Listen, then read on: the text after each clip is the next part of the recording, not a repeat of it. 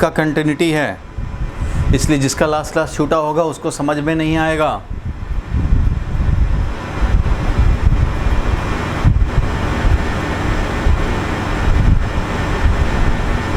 देख लो भाई, आवाज़ आ रही है युवराज? आदित्य आवाज़ आ रही है? तनिष्का, क्लास एक भी ना छूटे किसी का। तनिष्का आवाज़ आ रही है ना? क्लियर है ना? चलो देखो, क्लास जिसका भी छूटेगा समझ में नहीं आएगा, इसलिए कभी भी क्लास छूटता हूँ मैं इमीडिएट जो भेजता हूँ वीडियो कवर हो जाना चाहिए। मैंने बताया कि अगर एयर हो तो भाई ये है इसका capacitance epsilon not a by D. अगर मीडियम कंप्लीटली फिल कर रहा है space between the two plates of the capacitor, तो उस कंडीशन में देख रहे हो कि सी डैश हमारा हो गया कितना भाई, तो के times C not. C not जो एयर में होता है तब का, उसमें के से मल्टीप्लाई करने पड़ेंगे, क्योंकि पूरा का पूरा डाइलेक्ट्रिक ही रिप्लेस हो गया एयर के बदले में एप्सिलॉन नॉट के वाला। तो इसलिए परमिटिविटी एप्सिलॉन नॉट के ए बाई डी, फॉर्मूला वही है, बस परमिटिविटी चेंज हो गया। ये जो परमिटिविटी था वो अब चेंज हो गया। कैसे चेंज हो गया, अगर आप ये समझना चाहते हैं तो मैंने वही प्रिंसिपल अप्लाई किया। क्या भाई, तो charge divided by potential difference, यही तो होता है फॉर्मूला टू कैलकुलेट कैपेसिटेंस। तो चार्ज हमने एज्यूम किया और पोटेंशियल डिफरेंस, तो पोटेंशियल डिफरेंस क्या होगा न्यू कंडीशन में, electric field multiplied by D. Electric field क्या होगा अंदर में, क्योंकि डाइलेक्ट्रिक डाल दिया है इसलिए अंदर में electric field E naught by K. So this is E naught by K into D. तो E naught by K value रख देंगे। ई नॉट का वैल्यू होता है कितना भाई, sigma upon epsilon not. Sigma का मतलब है के, सिग्मा का मतलब है क्यू अपॉन ए। तो ई नॉट का वैल्यू पहले ही हमने लिखा था कि ई नॉट जो होगा, अगर ये चार्ज क्यू है, इस पे भी मान लो चार्ज क्यू है, इधर माइनस चार्ज क्यू है, तो उस कंडीशन में जो यहाँ पे एयर वाला पार्ट है उसमें जो इलेक्ट्रिक फील्ड होगा, एयर वाले पार्ट में जो इलेक्ट्रिक फील्ड होगा वो होगा sigma upon epsilon not, and sigma is Q upon plate area. तो ये है इलेक्ट्रिक फील्ड ई नॉट जब ये एयर है वहाँ पे। तो यहाँ एयर है, यहाँ यही फील्ड होगा, ई नॉट होगा फील्ड। यहाँ एयर है, यहाँ भी ई नॉट होगा फील्ड। यहाँ एयर है, यहाँ भी ई नॉट, और यहाँ एयर है तो यहाँ भी ई नॉट। बीच बीच में जहाँ जहाँ प्लेट होगा वहाँ ई नॉट नहीं रहेगा, वहाँ ई नॉट बाई के हो जाएगा। लेकिन इधर हमारा ई नॉट ही रहेगा, ई नॉट यहाँ रहेगा, ई नॉट यहाँ रहेगा, ई नॉट जहाँ जहाँ एयर है वहाँ वहाँ ई नॉट रहेगा। ठीक है, इस तरह से हम लोगों ने कैलकुलेट किया था। ये लास्ट क्लास का कंटिन्यूटी है, बार बार बोल रहा हूँ, क्लास छूटने पे समझ में नहीं आते हैं, इसलिए जिसका क्लास छूटा हो आज जो समझ में आए ठीक है, नहीं तो आप वीडियो दोनों कंटिन्यूटी में करके देखोगे। अब मैं इस क्वेश्चन को सॉल्व कर रहा हूँ भाई, अब इस क्वेश्चन को सॉल्व कर रहे हैं। देखो इसको कैसे हम लोग कर पाएंगे, तो चलो भाई इसको हम लोग देखा जाए। अब इस बार स्लैब मल्टीपल हैं, एक स्लैब नहीं है, लेकिन basic principle will remain same. Basic जो हम लोग कैलकुलेट करने का मेथड है वो सेम रहेगा। कैसे कैलकुलेट करेंगे, तो देखो भाई स्टेप 1 जो कहता था क्या भाई, कि assume charge Q on the positive plate, assume charge Q on the positive plate कर लिया भाई। तो क्यू चार्ज हमने एस्यूम कर लिया ऑन द कैपेसिटर। कैपेसिटर का मतलब ही है, मतलब पॉजिटिव प्लेट पे प्लस क्यू और नेगेटिव प्लेट पे माइनस क्यू, क्योंकि जब भी सेल कनेक्ट करेंगे तो ये इलेक्ट्रॉन्स को यहाँ से यहाँ पहुँचाएगा, और यहाँ 100 इलेक्ट्रॉन अगर पहुँचेंगे तो यहाँ पे 100 इलेक्ट्रॉन के कॉरस्पॉन्डिंग पॉजिटिव चार्ज आएगा। सो एक पॉजिटिव प्लेट, दूसरा नेगेटिव प्लेट, इस तरह से बन जाएगा। तो एक पे चार्ज क्यू आया मीन्स सिग्मा आया चार्ज डेंसिटी, तो इधर आएगा माइनस सिग्मा। ठीक है भाई, फर्स्ट स्टेप का काम खत्म हुआ, क्यू हमने एज्यूम कर लिया। सेकंड स्टेप 2 क्या होता था भाई, तो पोटेंशियल डिफरेंस कैलकुलेट करना। तो किया जाए potential difference calculate. Potential difference calculate करना चाहते हैं, बताओ भाई क्या हो जाएगा। तो पोटेंशियल डिफरेंस का वैल्यू अब होगा, अब देखो ये टोटल सेपरेशन तो भाई कैपेसिटर में डी लेते हैं, डी है, टोटल डी है, बट इसमें हमने फर्स्ट डाइलेक्ट्रिक डाला K1 डाइलेक्ट्रिक कांस्टेंट का T1 थिकनेस, दूसरा डाइलेक्ट्रिक डाला T2 थिकनेस का और K2 कांस्टेंट थर्ड डाइलेक्ट्रिक जो डाला है वो T3 थिकनेस है और K3 डाइलेक्ट्रिक कांस्टेंट है। उसी तरह से K4 T4 थिकनेस का और K5 T5 थिकनेस का, ऐसे ही चलता रहेगा and so on. Multiple slabs हैं, n स्लैब्स हैं, बहुत सारे स्लैब्स हैं। खैर जितने भी हैं हमें निकालना है पोटेंशियल डिफरेंस। तो मैं पोटेंशियल डिफरेंस ब्रेक करके निकालूंगा। कैसे भाई? जहाँ जहाँ एयर है उधर का पहले पोटेंशियल डिफरेंस जितना हुआ, मान लो 2 वोल्ट यहाँ हुआ, 2 वोल्ट यहाँ हुआ, 1 वोल्ट यहाँ हुआ, 3 वोल्ट यहाँ, तो जहाँ जहाँ एयर है पहले उसका पोटेंशियल डिफरेंस, और जो बच गया डाइलेक्ट्रिक वाला यहाँ का पोटेंशियल डिफरेंस। अब क्योंकि डाइलेक्ट्रिक है यहाँ पे, तो यहाँ पे अगर ई नॉट फील्ड है एयर में, तो यहाँ तो ई नॉट बाई K1 होगा। इसके अंदर electric field E naught by K2 होगा, और इसके अंदर का इलेक्ट्रिक फील्ड क्या होगा भाई? तो ई नॉट बाई K3 होगा। इस तरह से हर डाइलेक्ट्रिक का अंदर अलग अलग इलेक्ट्रिक फील्ड होगा, हर डाइलेक्ट्रिक के अंदर का, इनसाइड द डाइलेक्ट्रिक। ये फील्ड है इनसाइड द डाइलेक्ट्रिक। तो हर डाइलेक्ट्रिक के अंदर अलग अलग फील्ड है। पोटेंशियल डिफरेंस निकालना, तो मैंने बोला कि एयर का एक बार काउंट कर लो, और डाइलेक्ट्रिक के अक्रॉस जो पोटेंशियल डिफरेंस आएगा उसको अलग काउंट कर लेंगे। यही बेसिक बात रहेगी भाई। जहाँ जहाँ एयर है पहले वहाँ का काउंट कर लिया जाए, फिर डाइलेक्ट्रिक का। क्लियर है? यहाँ तक लॉजिक तो क्लियर है भाई। इसमें सिर्फ कंटिन्यूटी ऑफ क्लास की ज़रूरत होती है भाई। तो पोटेंशियल डिफरेंस अगेन हम लोग निकाल लें। एयर वाले की बात करें तो एयर में इलेक्ट्रिक फील्ड ई नॉट है, और एयर का थिकनेस कितना है भाई? कितना थिकनेस तक एयर प्रेजेंट है उसी के हिसाब से पोटेंशियल डिफरेंस होगा। पोटेंशियल डिफरेंस तो भाई फील्ड के डायरेक्शन में जितना डिस्टेंस जाओगे ई नॉट इंटू डी करो, मिल जाएगा तुम्हें पोटेंशियल डिफरेंस जो भी फील्ड है, मल्टीप्लाइड बाई द थिकनेस, जितने थिकनेस तक, जितने लेंथ तक तुम्हें जाना है अलोंग द फील्ड। ऐसे जाओगे तो ये वाला कंपोनेंट चाहिए, ये वाला कंपोनेंट यही चाहिए। अलोंग द फील्ड कितना डिस्प्लेसमेंट किए, वही electric field multiplied by D करने हैं, पोटेंशियल डिफरेंस मिल जाएगा। लास्ट क्लास में ये सब डिटेल में हुआ था। तो यहाँ पे ई नॉट एयर का फील्ड, थिकनेस कितना? तो डी पूरे में से T1 हटाओ, T2 हटाओ, T3 हटाओ, इन सब थिकनेस को हटाओ। T1 को हटा दो, T2 को हटा दो, T3 को हटा दो, एंड सो ऑन। इतना हटा दो तो जो बचेगा वही एयर का थिकनेस है, क्योंकि टोटल एयर में से इन थिकनेस को हटा दें, डाइलेक्ट्रिक के थिकनेस को हटा दें, तो this will be separation between the plate. ये है एयर वाला, ठीक है, एयर सेपरेशन विद एयर ऐसा लिख देते हैं। ये है सेपरेशन विद एयर, इसमें तो भाई एयर सेपरेशन रहा।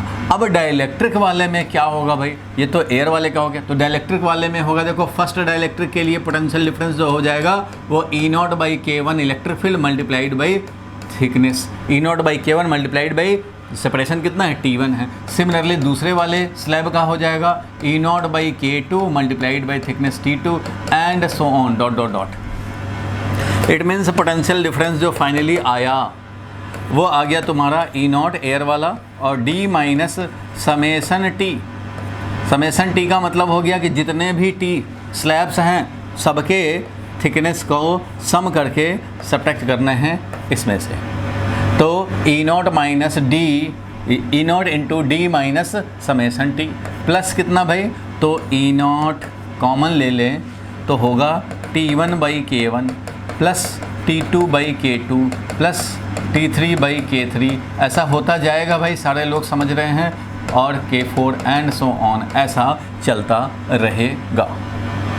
तो ये डाइलेक्ट्रिक वाला पोटेंशियल डिफरेंस है। डाइलेक्ट्रिक में E naught by K1 into T1 potential difference छोटा सा, फिर E naught by K2 into T2, फिर E naught by K3 into T3, E naught by K4 into T4, ऐसे ऐसे जितने भी स्लैब हैं, n स्लैब है तो n स्लैब। ये हुआ टोटल पोटेंशियल डिफरेंस। ये पोटेंशियल डिफरेंस हुआ एयर के लिए, और ये हो गया डाइलेक्ट्रिक के लिए, जैसा यहाँ दिखा रखा है। ठीक है भाई। तो अब पोटेंशियल डिफरेंस जब कैलकुलेट हो गया, इसको भी अगर शॉर्टकट में लिखना चाहेंगे तो क्या लिखेंगे? तो E naught D minus summation T plus E naught, और यहाँ लिखूँगा मैं summation of T upon K, T I upon K I, means T1 by K1 plus T2 by K2 plus T3 by K3। यहाँ पे T I लिख देता हूँ, T1 plus T2 plus T3 plus T4 जितने भी रहेंगे वो सब। ठीक है, यहाँ तक क्लियर है भाई। अब बस थर्ड स्टेप वाला काम कर देने हैं। तो स्टेप 3 क्या था भाई? कि कैपेसिटेंस कैसे निकलता है भाई? तो कैपेसिटेंस निकलता है रेशियो लेकर के, कैपेसिटेंस हो जाएगा charge divided by new potential difference जो भी है विद मल्टीपल स्लैब्स। तो भाई चार्ज तो Q है, पोटेंशियल डिफरेंस है हमारा E नॉट और यहाँ पे कॉमन ले लिया जाए, क्या मिला भाई, तो D minus summation T I और E नॉट कॉमन लिए हैं, plus summation of TI upon KI। ठीक है, ये मिल गया तुम्हें पोटेंशियल डिफरेंस।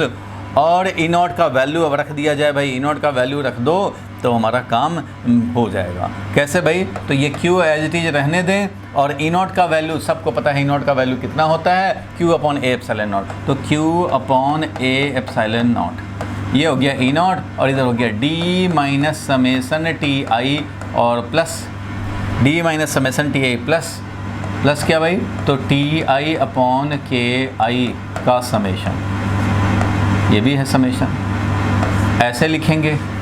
और यही तुम्हारा रिज़ल्ट आ गया कि C डैश जो मिला हमें न्यू कैपेसिटेंस वो क्या हो जाएगा, तो Q कैंसिल हो जाएगा और रिज़ल्ट क्या मिलेगा भाई, तो रिज़ल्ट हम लोग लिख सकते हैं, result is epsilon naught A divided by D minus summation TI plus summation TI upon KI।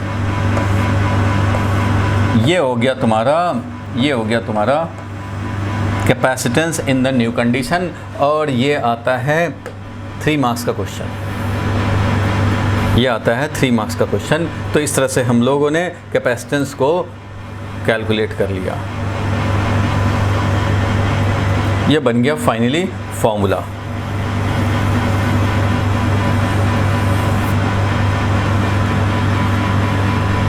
किया कुछ नहीं भाई, वही काम किया है। फर्स्ट स्टेप में क्या किया, चार्ज अस्यूम कर लिया। सेकंड स्टेप में क्या किया, पोटेंशियल डिफरेंस निकालना है, पूरा पॉजिटिव प्लेट से नेगेटिव प्लेट के बीच का पोटेंशियल डिफरेंस निकालना है। पोटेंशियल डिफरेंस कैसे निकालेंगे, तो जहाँ जहाँ एयर है वहाँ पहले हम लोग पोटेंशियल डिफरेंस निकाल लें। अब कहाँ कहाँ एयर है मैं दिखा रहा हूँ, देखो कहाँ कहाँ एयर है। एक यहाँ पे एयर है, यहाँ पे एयर है, यहाँ पे एयर है और इधर एयर है। जहाँ जहाँ स्लैब नहीं है वहाँ तक एयर है। तो इन रेड वाला जो एयर वाला पोर्शन है उसका निकाल लें। तो जहाँ जहाँ एयर है वहाँ E नॉट है फील्ड, जहाँ जहाँ भी एयर है वहाँ पे E नॉट है फील्ड।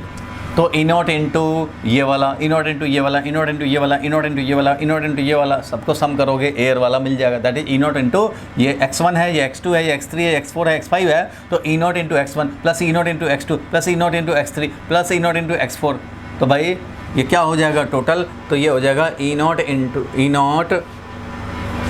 इंटू x1 पहले वाला का potential difference, E not into x2 दूसरे वाले का, E नॉट इंटू x3 तीसरे वाले का, एंड सो ऑन, ऐसे होता जाएगा। That is E not into ये टोटल सेपरेशन जो है एयर का, एयर सेपरेशन। और एयर सेपरेशन कितना है, तो D में से सारे स्लैब का थिकनेस हटा दो, तो इसलिए टोटल एयर का सेपरेशन यही है, D माइनस समेसन T। सारे सेपरेशन हम लोगों ने हटा दिए, जितने भी डाइलेक्ट्रिक वाले थे उन सबको हटा दो, मिल गया हमें ये एयर का सेपरेशन मिल गया। और डाइलेक्ट्रिक है जहाँ जहाँ है वहाँ का पोटेंशियल डिफरेंस भी काउंट करने पड़ेंगे। एयर वाला तो काउंट कर लिए, जहाँ जहाँ डाइलेक्ट्रिक है वो देखेंगे भाई। तो डाइलेक्ट्रिक हमारा अलग अलग प्लेस पे है। पहला डाइलेक्ट्रिक किधर है भाई, तो एक डाइलेक्ट्रिक तुम्हारा यहाँ है, तो यहाँ का लिखेंगे E1 by K1 into T1, E not by K1 into T1, E not by K1 electric field हुआ इंटू T1। यहाँ का इलेक्ट्रिक फील्ड क्या होगा भाई, तो E not by K2 into T2, E not by K2 into T2। ये potential difference यहाँ का हो गया, प्लस यहाँ का potential difference E not by K3, E not by K3 into T3। Similarly fourth वाला, फिफ्थ वाला सबका आता रहेगा। ये हो गया total potential difference. Total potential difference को इतने बड़े बड़े एक्सप्रेशन क्या लिखेंगे, समेशन में लिख दिया, समेशन में लिख दिया। उसके बाद क्या करना है, उसके बाद तो भाई जो हमारा रेशियो लेने वाला काम है, रेशियो ले लिया। इस तरह से रेशियो लिया, charge divided by new potential difference which is calculated. और ये E नॉट का वैल्यू रखेंगे, ये Q हो जाएगा कैंसिल, Q हो गया कैंसिल और एप्सिलॉन नॉट A ऊपर आ गया और ये बन गया फॉर्मूला।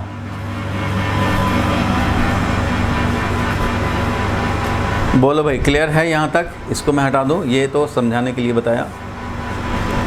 क्लियर हुआ भुवनेश, तान्या क्लियर हुआ, बोलो।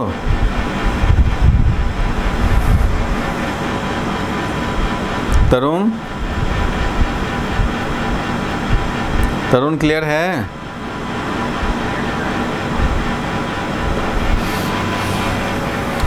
ठीक है भाई, तो इसको नोट करना चाहो नोट कर लो।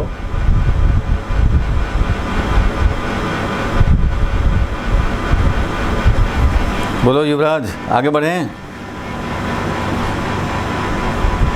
युवराज आगे बढ़ा जाए? ठीक है, आगे बढ़ते हैं हम लोग।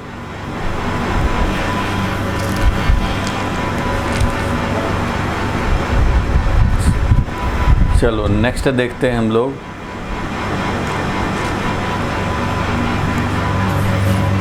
एक और कैपेसिटेंस देखें। हम लोगों ने अब तक कैपेसिटेंस देखा पैरेलल प्लेट का। पहले कंक्लूजन पॉइंट लिख दूं, यहाँ पे कंक्लूजन पॉइंट लिख देता हूँ। अब तक जो देखा कंक्लूजन क्या आया, तो एक पैरेलल प्लेट कैपेसिटर जिसमें एयर हो तो कैपेसिटेंस कितना आया, C0 आया एप्सिलॉन नॉट A/D। और क्या हमने प्रिंसिपल यूज किया, कैसे हम लोगों ने कैलकुलेट किया, कैपेसिटेंस होता है charge on the positive plate divided by potential difference. Potential difference क्या होता है भाई, तो पोटेंशियल डिफरेंस होता है पॉजिटिव प्लेट और नेगेटिव प्लेट के बीच का पोटेंशियल डिफरेंस। यूज यही करने हैं। और अगर हमारा ये कंक्लूजन में नंबर 1, जब एयर फील्ड है तो, और जब पूरा का पूरा स्पेस जब डाइलेक्ट्रिक वाला हो, जब डाइलेक्ट्रिक कांस्टेंट जिसका K दिया हुआ है, तब हमारा निकला वो क्या निकला, एप्सिलॉन नॉट KA/D निकला, that is K times C0 निकला, K टाइम्स C0 निकला। ये था दूसरा कंडीशन। दूसरा कंडीशन ये था भाई, दूसरा कंडीशन क्या था, तो ये था कि हमारा डाइलेक्ट्रिक पूरा का पूरा फील्ड हुआ तो। अब हम लोग का था भाई और कंडीशन क्या था कि अगर हमने डाइलेक्ट्रिक में जो रखा है तो डाइलेक्ट्रिक पूरा का पूरा नहीं फिल किए, इसका हमने T थिकनेस ही रखा भाई। T थिकनेस है, K1 डाइलेक्ट्रिक कांस्टेंट वाला है और टोटल सेपरेशन तो D होता है जैसे प्लेट का वो है। तो ऐसे कंडीशन में क्या फॉर्मूला बना था, लास्ट क्लास में ऑब्टेन किया था, वैसे ही epsilon naught A divided by D minus T thickness और प्लस T/K। ये मिला था हमें जब एक स्लैब डाल दिए जाएं जिसका कि डाइलेक्ट्रिक कांस्टेंट K है और थिकनेस T है।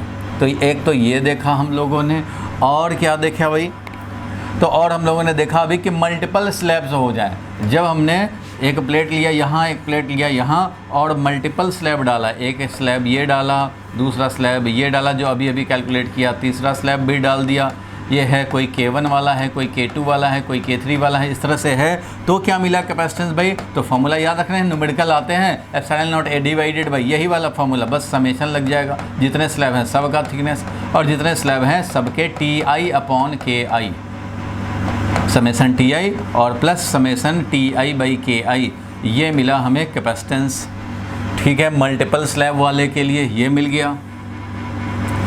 और ये हो सकता है एक और कंक्लूज़न भाई, एक और कंक्लूज़न क्या कि हम लोगों ने कैपेसिटर तो लिया लेकिन बीच में हमने एक कंडक्टिंग सीड डाला, कंडक्टर। ये मान लो कंडक्टर डाल दिया हमने, ये है कंडक्टर। तो ये जब कंडक्टर डाल दोगे तो क्या हो जाएगा, न्यू कैपेसिटेंस। तो न्यू कैपेसिटेंस क्या हो जाएगा, पहले तो जो हमारा था C0 था epsilon naught A divided by D। अब हमने क्या किया, ये कंडक्टर डाल दिया। कंडक्टर डालने का मतलब है कि इसके अंदर का नेट फील्ड अब हो जाएगा कितना भाई, तो E0/K होता है। तो कंडक्टर के केस में डाइलेक्ट्रिक कांस्टेंट होता है इनफाइनाइट, डाइलेक्ट्रिक कांस्टेंट इनफाइनाइट होता है तो अंदर में फील्ड क्या होता है, जीरो। बिल्कुल होता है भाई, कंडक्टर के अंदर तो फील्ड जीरो ही होता है, बिल्कुल होता है। तो यहाँ पे फील्ड जीरो है। तो अब बताओ न्यू पोटेंशियल डिफरेंस क्या हो जाएगा। यहाँ पे भी ऐसा भी केस आ सकता है, तो यहाँ पे फॉर्मूला डायरेक्ट पुट करें, यहाँ पे K का वैल्यू इनफाइनाइट कर दें, बस यही काम करना है, इतना ही कर लें, या बेसिक से निकालें, दोनों काम कर सकते हो। अगर उस फॉर्मूला का यूज़ करते हैं तो epsilon naught A divided by D minus T plus T/K, K means infinite, K means infinite. तो क्या मिल गया, epsilon naught A divided by D minus T। ये मिल गया तुम्हें फॉर्मूला, ये फॉर्मूला बन गया। ठीक है, ये वाला बन गया तुम्हारा इस केस में। ठीक है, बहुत अच्छा। इसको चाहते तो तुम ये फॉर्मूला यूज़ किए, चाहते तो एनालिटिकली भी निकाल सकते थे, चाहते तो एनालिटिकली भी निकाल सकते थे। एनालिटिकली कैसे निकालते भाई, capacitance is equal to charge divided by new potential difference, निकाल सकते थे भाई। चार्ज तो Q है और पोटेंशियल डिफरेंस, यहाँ तो कोई फील्ड ही नहीं है, यहाँ तो फील्ड जीरो है, यहाँ पे E0 है, यहाँ पे तो ई नॉट है जैसे अब तक देख रहे थे, plus Q charge minus q charge, यहाँ पे ई नॉट है, यहाँ भी ई नॉट है, ये एयर वाला है भाई, और बीच में हमारा मीडियम था, कंडक्टर था, इसलिए नेट फील्ड ही जीरो था अंदर में। तो यहाँ पोटेंशियल डिफरेंस क्या मिलेगा भाई, तो एयर वाला ई नॉट इंटू कितना थिकनेस भाई, तो ये डी में से ये टी हटा दो, ये जो थिकनेस टी डाले हो ये टी थिकनेस हटा दो, तो ई नॉट इंटू ये हो जाएगा, हम लोग पोटेंशियल डिफरेंस निकाल रहे हैं, तो ई नॉट इंटू एयर का थिकनेस कितना, तो डी माइनस टी, डी में से टी हटा लिए, उतना एयर वाला था, और प्लस अब ये डाइलेक्ट्रिक वाला कितना, तो डाइलेक्ट्रिक हमारा तो कंडक्टर है, यहाँ तो कंडक्टर है, तो ये पोटेंशियल डिफरेंस तो जीरो है। ठीक है, ये पोटेंशियल डिफरेंस आया किसके लिए, एयर के लिए, और ये वाला किसके लिए आया भाई, तो स्लैब के लिए, जो कंडक्टिंग स्लैब डाले हो उसके लिए ये पोटेंशियल डिफरेंस है, टोटल पोटेंशियल डिफरेंस ये है। तो इसलिए अब इसको हम लोग कैलकुलेट करना चाहें तो कैलकुलेट कर सकते हैं, Q डिवाइडेड बाई, अब ई नॉट का वैल्यू रखेंगे तो Q divided by A epsilon not sigma upon epsilon not रख दिया हमने, और D माइनस टी, क्योंकि इधर का तो ज़ीरो है, इतना ही मिला, Q कैंसिल हो गया, और ये क्या मिल गया, epsilon not a divided by D minus T, ये मिल गया हमें न्यू कैपेसिटेंस। तो चाहे ऐसे निकालो चाहे ऐसे निकालो, ये दोनों तो भाई सेम रहने ही चाहिए, तो सेम रहेंगे। इस तरह से हम लोग कैपेसिटेंस निकाल सकते हैं।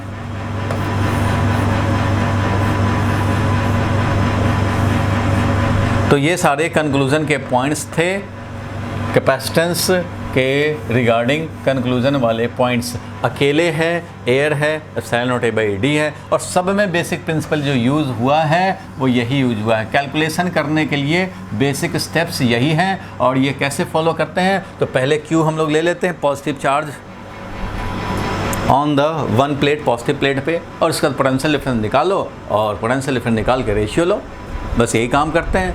तो ये कंक्लूजन पॉइंट न्यूमेरिकल सॉल्व करने के लिए तो याद रखना ही है, और इन सब के डेरिवेशन हमने बता दिए। ठीक है, इसको नोट कर लो भाई, नोट करो, कुछ तो करो भाई, 30-40% तो नोट करोगे, ऐसे नहीं कि बैठ के बस देख रहे हैं, कभी आँख खुल रहा है कभी आँख बंद हो जा रहा है। बोलो, क्लियर है यहाँ तक? तान्या बोलो, चिराग ठीक है यहाँ तक? तो अब चलेंगे हम लोग, ये कैपेसिटेंस देख लिया, एक और कैपेसिटेंस सिलिंड्रिकल है, ये बता दो सिलिंड्रिकल कैपेसिटर बताऊं या छोड़ दूं? हालांकि स्कूल में नहीं आता, बट एक एनसीईआरटी के एडिशनल में दे दिया हुआ है। सिलिंड्रिकल कैपेसिटर करा दूं? चलो करा ही देते हैं। लिखो भाई क्वेश्चन लिखो, find expression for cylindrical capacitance.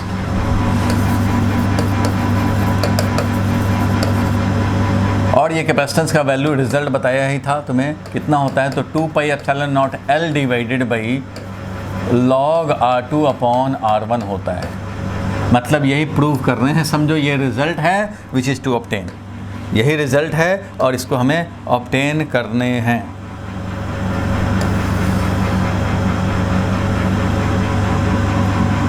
ठीक है, इस रिजल्ट को ऑब्टेन किया जाए तो हम लोग देखो भाई, पहले तो हम लोग सिलिंड्रिकल जब बना रहे हो तो सिलिंड्रिकल हमें लेने पड़ेंगे भाई।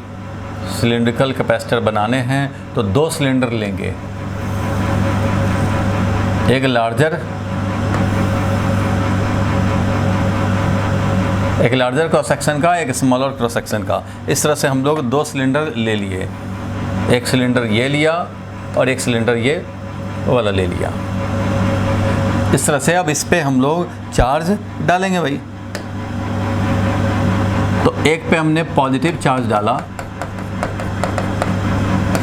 और ऑब्वियसली दूसरे पे नेगेटिव चार्ज। हमने क्या डाला, सेल लगाया। हमने तो भाई सेल लगाया, ऐसे सेल लगाया। पॉजिटिव टर्मिनल से ये कनेक्टेड है इनर सिलेंडर और आउटर यहाँ से कनेक्टेड है नेगेटिव से। तो यहाँ पे प्लस क्यू चार्ज आ गया और इधर वाले पे आउटर वाले सिलेंडर के इनर सरफेस पे माइनस क्यू चार्ज आ जाएगा।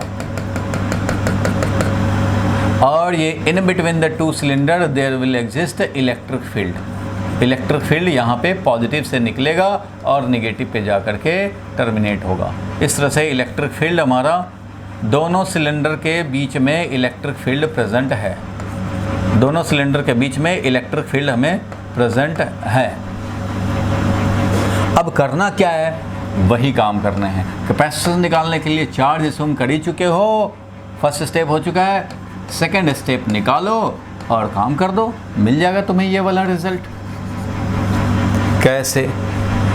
तो अगर कैलकुलेट करना, फार्मूला तो याद रखोगे, काम हो जाएगा, बट अगर तुम्हें ऑब्टेन करने हैं, स्कूल वाले कराते हैं, तो आपको भी याद रखना चाहिए, समझना चाहिए। चलो देखते हैं कैसे निकालेंगे। तो पोटेंशियल डिफरेंस चाहिए, क्यू चार्ज हमने ले रखा है भाई, पोटेंशियल डिफरेंस चाहिए। कैसे निकालेंगे पोटेंशियल डिफरेंस? तो भाई यहाँ पे पोटेंशियल का कोई रेडीमेड फार्मूला नहीं है जो आपको याद हो। आपको अंदर में इलेक्ट्रिक फील्ड ज़रूर पता होगा। अंदर में इलेक्ट्रिक फील्ड पता हो तो पोटेंशियल डिफरेंस भी मिल जाएगा। ये इलेक्ट्रिक फील्ड कितना होता है? तो भाई एक वायर या सिलेंडर इससे r डिस्टेंस पे इलेक्ट्रिक फील्ड जो होता है वो होता है λ/2πε0 r। याद होगा, एक चार्ज वायर लें, लॉन्ग वायर, या फिर ये सिलेंड्रिकल लें, इससे r डिस्टेंस पे इलेक्ट्रिक फील्ड λ/2πε0 r होता है। और बाहर का सिलेंडर यहाँ पे कोई भी फील्ड जनरेट नहीं करेगा, अंदर वाला सिलेंडर ही जनरेट करेगा। जिस तरह से स्फेयर होता है तो बाहर वाला चार्ज कभी भी अंदर फील्ड नहीं जनरेट करेगा, बाहर ही करेगा। यहाँ पे फील्ड कौन आएगा? तो अंदर वाले सिलेंडर, अंदर वाले स्फेयर का जो चार्ज है उसके चलते ही इलेक्ट्रिक फील्ड आएगा। उसी तरह से in between the two cylinder there will be field due to inner cylinder charge.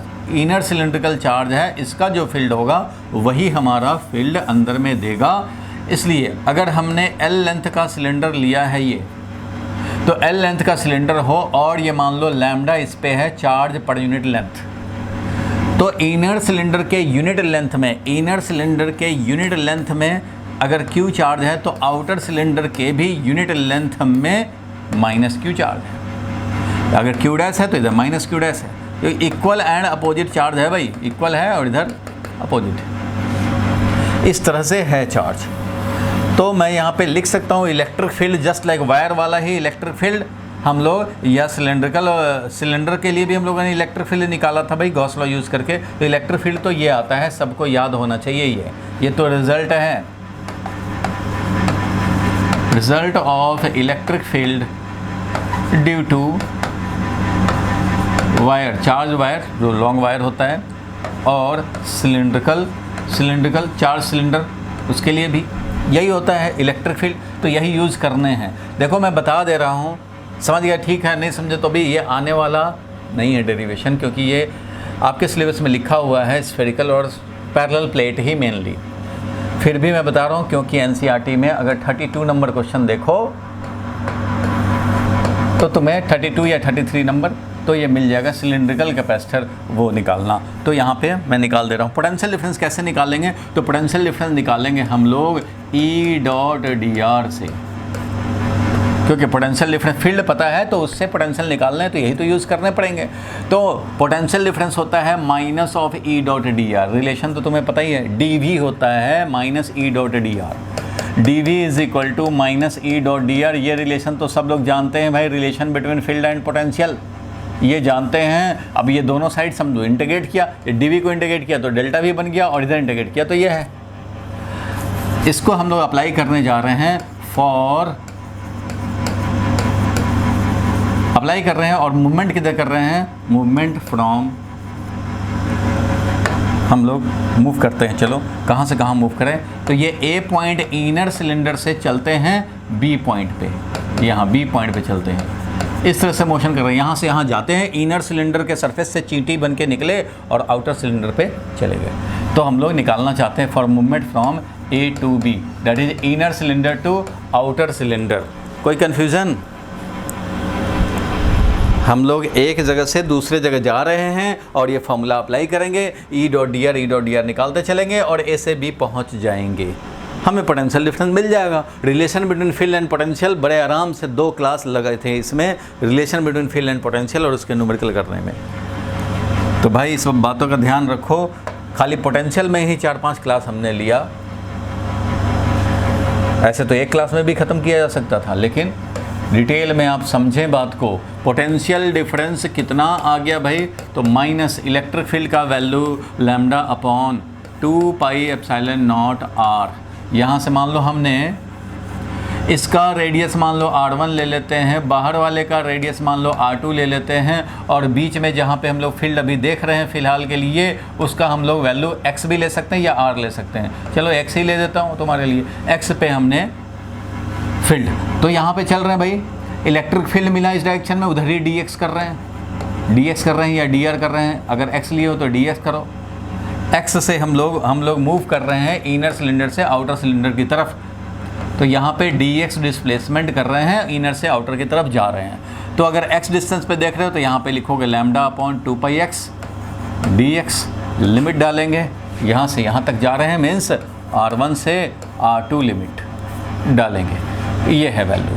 और ये मिलेगा हमें फाइनल पॉइंट का पोटेंशियल माइनस इनिशियल पॉइंट का पोटेंशियल। फाइनल पॉइंट बोलो कहाँ पहुँच जाएंगे, आउटर सरफेस पे पहुँच जाएंगे, मीन्स निगेटिव प्लेट पे पहुँच जाएंगे। तो V निगेटिव फाइनल है हमारा potential, V negative initial potential, V positive, तो ये हमें मिलेगा। और ये कितना मिल जाएगा भाई, तो minus of lambda upon 2 pi epsilon not बाहर आ जाएगा, और 1 अपॉन एक्स का 1 अपॉन एक्स इंटीग्रेशन करेंगे x के रिस्पेक्ट में, तो ये 1 अपॉन एक्स का क्या होता है, तो log x होता है भाई। तो log x लिमिट डालेंगे r1 से r2 तक। अब इसको मैं माइनस को अगर इधर ले लूँ तो ये मिल जाएगा v plus v positive minus v negative. हमें पॉजिटिव प्लेट से नेगेटिव प्लेट के बीच का यही तो चाहिए, सो माइनस को हमने इधर ले आए, और ये मिल गया lambda upon 2 pi epsilon not, और ये आ गया log r2 minus log r1। ध्यान देना भाई, log r2 minus log r1।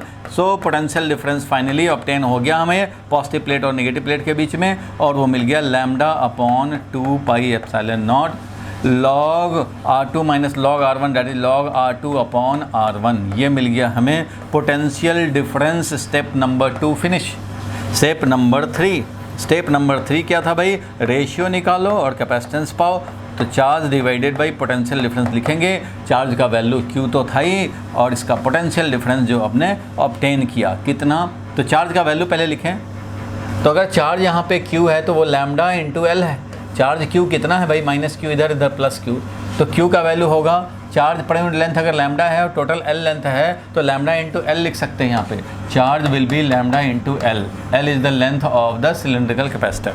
तो यहाँ पे q का वैल्यू मैं लिखूँगा, q का वैल्यू क्या लिखूँगा भाई, तो q का वैल्यू लिखेंगे लैम्डा इंटू एल, और यहाँ क्या लिखेंगे पोटेंशियल डिफरेंस, वो आया है lambda upon 2 pi epsilon not log r2 upon r1। ये मिल गया, lambda lambda cancel, 2 pi epsilon not उधर जाएगा, यानी कि 2 पाई एप्सिलॉन नॉट ऊपर आया, 2 pi epsilon not l divided by log r2 upon r1। ये हमें मिल गया कैपेसिटेंस का finally formula for cylindrical capacitor. Cylindrical capacitor का हमें मिल गया, ये है lambda L total charge divided by potential difference, जो कि यहाँ ऑब्टेन हुआ है। Step number 2 finish. तो भाई बिल्कुल ठीक है, यहाँ तक बात बिल्कुल ओके है, कोई प्रॉब्लम नहीं है यहाँ तक।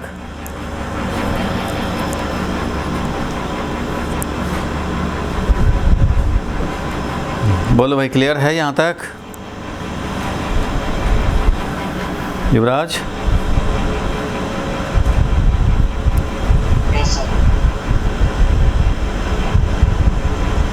रोशन समझ में आया यहाँ तक? तरुण?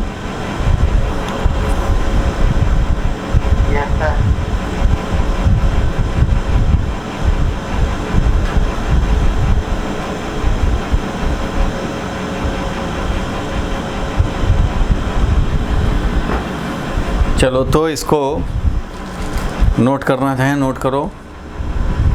एक्सप्रेशन निकालना था सिलेंड्रिकल कैपेसिटर के लिए, 2 pi epsilon naught L divided by log r2 upon r1। ये ध्यान रखना है, l is the length of the cylinder और r2 r1 दोनों रेडियस हैं। तो इस तरह से रिज़ल्ट मिल गया।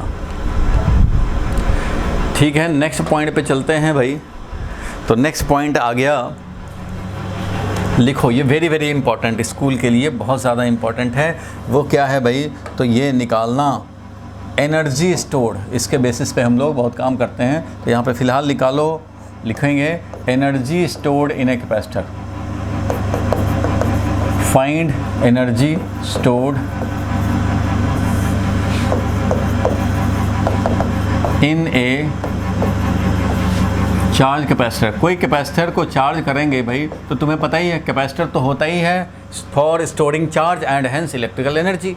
तो भाई कितना एनर्जी स्टोर हो रहा है, अगर Q चार्ज कर दिया तो कितना एनर्जी स्टोर्ड है, वो हम लोग निकालना चाहते हैं। रिजल्ट है फॉर्मूला की तरह लोग याद रखते हैं, हाफ CV², मीन्स जितना potential difference across the capacitor होगा, पोटेंशियल डिफरेंस अगर V से तुमने चार्ज किया, अब कोई सेल लगाया तुमने और V से चार्ज कर दिया, V पोटेंशियल डिफरेंस वाला सेल से चार्ज किया, तो यहाँ पे V पोटेंशियल डिफरेंस सेट हो जाएगा। यहाँ पॉजिटिव चार्ज और इधर नेगेटिव चार्ज, पॉजिटिव चार्ज इधर और इधर नेगेटिव चार्ज आएंगे, प्लस Q माइनस Q होगा, इस पे पोटेंशियल डिफरेंस यही वाला सेट हो जाएगा। V जो है यहाँ 10 वोल्ट, तो यहाँ भी आ जाएगा 10 volt. Charging complete, Q charge आ चुका, माइनस Q आ चुका। चार्जिंग कंप्लीट होने के बाद चार्जिंग करंट हो जाएगा 0, क्योंकि ये देखो इलेक्ट्रॉन ट्रांसफ़र करता है। इलेक्ट्रॉन को पॉजिटिव प्लेट से निकाल करके, ये लास्ट क्लास में डिस्कस भी किया था, इलेक्ट्रॉन को यहाँ से निकाल करके और ऐसे ट्रांसफ़र करता जाता है, निकाल के करता जाता है। और जैसे ही निकालता जाता है यहाँ चार्ज बढ़ता जाएगा भाई, इंक्रीज होता जाएगा, यहाँ पोटेंशियल डिफरेंस बनता जाएगा। और पोटेंशियल डिफरेंस जैसे ही 2 वोल्ट है तो 2 वोल्ट करके छोड़ेगा, 3 वोल्ट है तो 3 वोल्ट करके छोड़ेगा, तब तक ट्रांसफ़र करेगा। So Q is the final charge, और Q का वैल्यू कितना होता है तुम्हें पता ही है, Q is directly proportional to potential difference, और ये है proportionality constant, Q is equal to CV। तभी तो C निकालते हैं Q divided by potential difference. Potential difference को ही V बोल देते हैं भाई, V मतलब यहाँ पोटेंशियल डिफरेंस ही समझने हैं। तो एनर्जी का एक्सप्रेशन है हाफ CV², यही समझो हम लोगों को प्रूव करने हैं। और इसका दूसरा एक्सप्रेशन भी है भाई, दूसरा एक्सप्रेशन क्या, तो हाफ और CV को लिख सकते हैं चार्ज, CV को लिख सकते हैं चार्ज, तो C इंटू एक V को हो गया चार्ज लिख दिया और एक V बच गया, तो हाफ Q इंटू V भी बोल सकते हैं, हाफ और CV हो गया Q और एक और V। तो ये भी एक्सप्रेशन फेमस है। और एक और फेमस है भाई, वो क्या, तो V को लिख सकते हैं Q/C, V को लिख सकते हैं Q/C। हमें पोटेंशियल डिफरेंस नहीं, हमें चार्ज दिया हुआ है और कैपेसिटेंस दिया हुआ है, एनर्जी बताने हैं, चार्ज और कैपेसिटेंस दिया हुआ है, पोटेंशियल डिफरेंस नहीं दिया हुआ है। तो आप खाली चार्ज के टर्म में भी लिख सकते हो हाफ, और चार्ज को लिखेंगे कितना भाई, तो चार्ज को हम लोग CV अगर लिखेंगे तो CV² हो जाएगा टोटल। और अगर Q के टर्म में चाहिए तो V को रिप्लेस करो, V इज़ Q/C, तो हाफ Q और V को लिख दिया हमने Q/C। तो इससे क्या मिल गया भाई, तो Q²/2C। सो फाइनली 3 फॉर्मूला है एनर्जी के लिए। ये इलेक्ट्रिक फील्ड मत समझ लेना, एनर्जी, ये एनर्जी है अपना, energy in the capacitor Q²/2C, energy in the capacitor half Q into V, और एनर्जी इन द कैपेसिटर वो हाफ CV²। सबसे ज़्यादा फेमस है ये। उसके बाद इन दोनों का नंबर है, ये दोनों जहाँ ज़रूरत होता है उस हिसाब से काम करते हैं, याद इसको रखते हैं, और जब ज़रूरत पड़े चार्ज अगर चाहिए तो CV को चार्ज लिख सकते हैं। तो ये याद रखने हैं, Q is equal to CV भी हमें याद रखने हैं, कभी भी रिप्लेसमेंट करना हो एक दूसरे में तो ये यूज़ करते हैं। बोलो भाई यहाँ तक क्लियर है। रिज़ल्ट ये है, इसको प्रूफ करने, ऑब्टेन करने, कर लेंगे ऑब्टेन। आगे बढ़ें।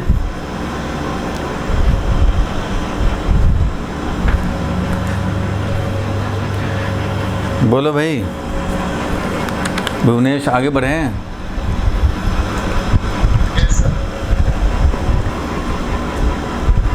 रिजल्ट ये है,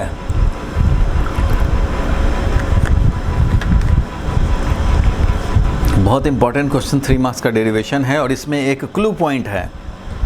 क्लू पॉइंट है कि ये जल्दी इसमें बच्चे कंफ्यूज होते हैं, और इस पे एंट्रेंस में भी क्वेश्चन आए हैं, स्कूल में भी आए हैं। क्लू पॉइंट भी ध्यान रखने हैं। देखो कैसे निकालेंगे, करते हैं। एक कैपेसिटर इसको चार्ज करने के लिए हमने लगाया एक सेल, और वायर है तो कुछ रेजिस्टेंस भी है होगा। सेल लगा दिया हमने, सेल ने अपना काम शुरू कर दिया। इलेक्ट्रॉन का ट्रांसफ़र ऐसे, और इलेक्ट्रॉन धीरे धीरे यहाँ पहुँचाएगा ऐसे, और इधर से इलेक्ट्रॉन निकल रहा है इसलिए पॉजिटिव चार्ज यहाँ आता जाएगा धीरे धीरे। इलेक्ट्रॉन ऐसे ट्रांसफ़र हो रहा है इसलिए करंट ऐसे। ठीक है, बहुत अच्छा।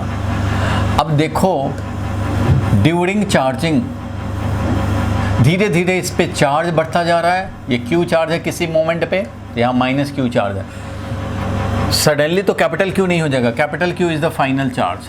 Capital Q is the final charge जब हमारा V जो ये पोटेंशियल डिफरेंस है यही हमारा सेट हो जाता है यहाँ पे। अगर ये 10 वोल्ट है तो चार्जिंग करते करते जब यहाँ 10 वोल्ट आ जाएगा तब बनेगा इस पर फाइनल चार्ज। तो जो फाइनल चार्ज Q आएगा वो C into V। V means ये वाला पोटेंशियल डिफरेंस। अगर इसको मैं V0 बोल दूँ, V0 रिप्रेजेंट कर दूँ ज़्यादा अच्छा रहेगा, क्योंकि बीच बीच में भी हमें बोलने पड़ेंगे। ये है फाइनल पोटेंशियल डिफरेंस जो कि स्टेब्लिश करके ही छोड़ेगा ये सेल। इस सेल जब चार्जिंग करना शुरू करेगा धीरे धीरे ये चार्ज ट्रांसफ़र कर रहा है, धड़ाधड़ चार्ज ट्रांसफ़र। इलेक्ट्रॉन यहाँ से निकाल रहा है, इलेक्ट्रॉन यहाँ पहुँचा रहा है, और धीरे धीरे पोटेंशियल डिफरेंस बढ़ता जा रहा है, बढ़ता जा रहा है, बढ़ता जा रहा है। जैसे ही बन गया ये 10 वोल्ट तो बंद। अगर ये 10 वोल्ट है और ये 5 वोल्ट ये भी सेट हुआ है तो भी और ट्रांसफ़र। 6 वोल्ट हुआ भी और ट्रांसफ़र, 7 वोल्ट और ट्रांसफ़र, 9.9 और ट्रांसफ़र, 10 हो गया ट्रांसफ़र बंद, current 0। So current exist, current हमारा एग्जिस्ट करता है कब तक? During charging only, during charging process. और ये वेरी स्मॉल टाइम के लिए होता है, फॉर वेरी स्मॉल टाइम। कितना स्मॉल टाइम ये CBSE के सिलेबस में नहीं है, ये एंट्रेंस में है तो वो बताएंगे। कैपेसिटर, ये रिज़ल्ट तो समझ में आ गया है भाई, ये रिज़ल्ट लाना है हमें, ऑब्टेन करने हैं, ये रिज़ल्ट ऑब्टेन करने हैं। स्क्रीनशॉट ले लेता हूँ एक। करंट एग्जिस्ट करता है वेरी वेरी स्मॉल टाइम। कितना स्मॉल टाइम? तो इधर वाला पोर्शन मैं हटा रहा हूँ और मैं रिज़ल्ट लिख रहा हूँ। ये डिटेल में एंट्रेंस क्लास में है, बट यहाँ पे मैं ये फॉर्मूला लिखा तो वैसे ही बता रहा हूँ कि कोई भी कैपेसिटर जो होता है वो 2 स्टेट में होता है। ध्यान देना, एनी कैपेसिटर, कोई भी कैपेसिटर है तो ये 2 स्टेट में है, 2 स्टेट। चाहे तो ये चार्जिंग हो रहा है, बीइंग चार्ज, या फिर कंप्लीटली चार्ज्ड। चार्ज हो गया, चार्ज हो गया तो कैपिटल Q CV0 आ गया। ड्यूरिंग चार्जिंग क्या होगा? तो चार्ज हमारा धीरे धीरे वेरी कर रहा है, क्योंकि चार्जिंग अभी तो हो ही रहा है। ड्यूरिंग चार्जिंग मतलब बीइंग चार्ज, ये चार्ज हो रहा है भाई। बीइंग चार्ज मतलब चार्ज अभी हो रहा है, कंप्लीट नहीं हुआ है, स्टार्ट हो चुका है, चार्जिंग प्रोसेस कंटिन्यूड है। तो ड्यूरिंग चार्जिंग या बीइंग चार्ज, Q का वैल्यू, अगर Q किसी मोमेंट पे इस पे चार्ज है तो ये जो Q का वैल्यू है फाइनली कैपिटल Q बनने हैं, बट इनिशियली ये 0 था। तो इस तरह से चार्ज का वेरी कर रहा है, चार्ज धीरे धीरे इंक्रीज करता है। चार्ज को अगर as a function of time मैं बताऊं तो ये इस तरह से इंक्रीज करता है और धीरे धीरे ये फिक्स्ड कांस्टेंट हो जाता है। थोड़े टाइम के बाद क्या हो जाता है, ये चार्ज हमारा जो आना था वो आ गया, कांस्टेंट हो जाता है। मीन्स जितना चार्ज होना था वो हो चुका, Q = CV0 बन जाता है। इस प्रोसेस को बोल रहे हैं ये जिस टाइम तक ये चार्जिंग हो रहा है ये ट्रांजिएंट स्टेट है। इस स्टेट को क्या बोलते हैं? 2 स्टेट बोला ना, 2 स्टेट में जब तक चार्जिंग हो रहा है इस स्टेट को बोलते हैं ट्रांजिएंट स्टेट। ट्रांजिएंट और टाइम वेरिंग स्टेट। क्यों बोल रहे हैं भाई टाइम वेरिंग स्टेट? इसलिए बोल रहे हैं क्योंकि जब ये चार्जिंग हो रहा है, चार्जिंग जब हो रहा है तो सेल अभी चार्ज का वैल्यू बढ़ाता जा रहा है, मीन्स टाइम के साथ चार्ज इज चेंजिंग। और टाइम के साथ जब चार्ज चेंज हो रहा है तो अंदर का इलेक्ट्रिक फील्ड होगा वो सिग्मा यानी कि Q/A/0। जिस समय चार्ज जब इंक्रीज करेगा तो इसका मतलब अंदर में इलेक्ट्रिक फील्ड भी इंक्रीज कर रहा है, धीरे धीरे चार्ज इंक्रीज कर रहा है, इलेक्ट्रिक फील्ड भी इंक्रीज कर रहा है, पोटेंशियल डिफरेंस भी इंक्रीज कर रहा है, क्योंकि पोटेंशियल डिफरेंस होता है electric field multiplied by D, और इलेक्ट्रिक फील्ड ही इंक्रीज कर रहा है तो पोटेंशियल डिफरेंस भी इंक्रीज कर रहा है, पोटेंशियल डिफरेंस इंक्रीज कर रहा है तो एनर्जी भी, स्टोर्ड जो एनर्जी है वो भी इंक्रीज करेगा भाई, क्योंकि एनर्जी होता है Q²/2c, फाइनल एनर्जी होता है ना Q²/2c। किसी एक मोमेंट पे जो एनर्जी होगा वो क्या होगा भाई, तो किसी मोमेंट पर क्या एनर्जी होगा, स्मॉल q उस मोमेंट पे है तो स्मॉल Q²/2c। तो एनर्जी भी इंक्रीज हो रहा है, मीन्स जब तक चार्जिंग हो रहा है तब तक potential difference changing, charge changing, electric field changing, energy changing, so every parameter related to capacitor is changing. जो सब चेंज हो रहा है तो इसका मतलब अभी टाइम वेरिंग स्टेट है, टाइम के साथ वेरी करता हुआ स्टेट है। Time varying state is also known as transient state, क्योंकि ट्रांजिट हो रहा है ये अनचार्ज कंडीशन से कंप्लीटली चार्ज कंडीशन में, तो ड्यूरिंग चार्जिंग को बोलते हैं ट्रांजिएंट और time varying state. Every parameter, चाहे चार्ज ऑन द कैपेसिटर हो, potential difference between the two plates of the capacitor हो, एनर्जी हो, पोटेंशियल डिफरेंस, इलेक्ट्रिक फील्ड, कुछ भी, सब कुछ चेंज हो रहा है टाइम के साथ, इसलिए टाइम वेरिंग स्टेट है। This is not in CBSE। Transient state analysis जो है वो नॉट इन CBSE, मतलब CBSE सिलेबस में स्कूल लेवल पे नहीं है। ट्रांजिएंट स्टेट एनालिसिस एंट्रेंस में है, JEE में भी है और नीट में भी है, ठीक है। और ये कंप्लीटली चार्ज कंडीशन, जब हमारा final charge C into final potential difference set हो गया, इसको बोलते हैं हम लोग स्टेडी स्टेट। स्टेडी स्टेट का मतलब हो गया अब ये कांस्टेंट बन चुका है। देखो स्टेडी स्टेट, यहाँ के बाद सब स्टेडी स्टेट है। इस टाइम के बाद क्या स्टेडी स्टेट है, अब चार्ज चेंज नहीं हो रहा, चार्ज कांस्टेंट हो चुका, कंप्लीटली चार्ज हो चुका, तो चार्ज कांस्टेंट हो गया तो इलेक्ट्रिक फील्ड भी कांस्टेंट हो जाएगा, पोटेंशियल डिफरेंस भी फिक्स हो जाएगा, 10 वोल्ट है तो 10 वोल्ट, एनर्जी भी फिक्स हो जाएगा, means time varying state finish. तो अब इसको बोलते हैं स्टेडी स्टेट। स्टेडी स्टेट में जो चार्ज आता है वो C into potential difference. C का तो तुम्हें पता ही है भाई, ये कैपेसिटेंस तो चार्ज से मतलब होता नहीं है, कैपेसिटेंस तो चार्ज से इंडिपेंडेंट होता है, चार्ज कुछ भी रखो 2 माइक्रोफैराड होना है। कैपेसिटेंस तो भाई मीडियम एंड बाकी geometrical parameter, size, separation, medium, इन सब पे डिपेंड करता है, सबको पता है, ठीक है। ये तो फर्स्ट क्लास में ही हम लोगों ने कैपेसिटर में देखा था। ये समझ में आ गया कि capacitor have got 2 state, transient state and steady state. Steady state पढ़ना है CBSE में, ये नहीं पढ़ना है, ये एंट्रेंस में पढ़ना है, इसलिए कंक्लूजन यहाँ याद रखने हैं, ये ध्यान रहे। ये हम लोग एंट्रेंस क्लास में इसका डिटेल कैसे आया, इसका इक्वेशन क्या बनेगा, अभी बोलने का कोई फ़ायदा नहीं है, भी समझ में नहीं आएगा, उसके लिए हम लोगों को डिराइव भी करने पड़ेंगे। तो ये 2 स्टेट हो गए। अब चलो वापस आ जाते हैं इसमें, यहाँ तक तो क्लियर है भाई। अब जरा हम लोग वापस आ जाएं इस डेरिवेशन पे, जो क्वेश्चन था उस पे आ जाएं।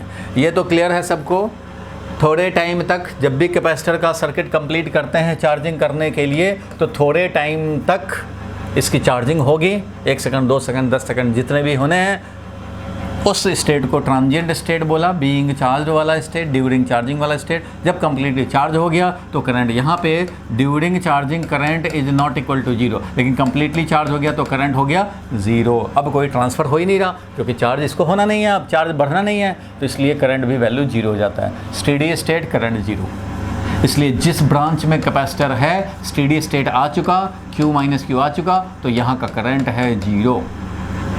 लेकिन अभी ये चार्जिंग हो रहा है, इसलिए करंट एग्जिस्ट करेगा। तो यही मैंने लिख दिया है यहाँ पे, देखो, current exist during charging process for very small time, ठीक है। इसी को समझाने के लिए ये सब काम करना पड़ा, फॉर वेरी स्मॉल टाइम, और ये मैं लिख देता हूँ ट्रांजिएंट स्टेट। ये स्मॉल टाइम वही टाइम जो ट्रांजिएंट स्टेट में रहने का टाइम है, बस। अब देखो, हमें तो निकालना था एनर्जी स्टोर्ड। अब हम लोग कहाँ कहाँ ज़्यादा दूर नहीं भटकें, यहीं वापस आ जाएं टॉपिक पे।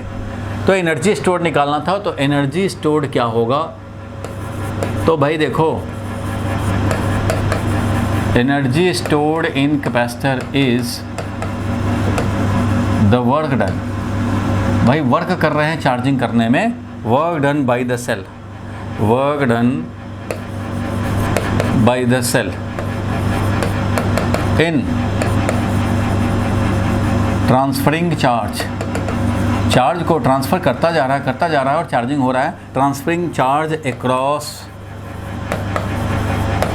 The potential difference existing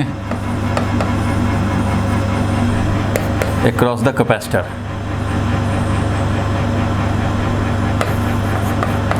capacitor के अक्रॉस जो भी हमारा पोटेंशियल डिफरेंस है,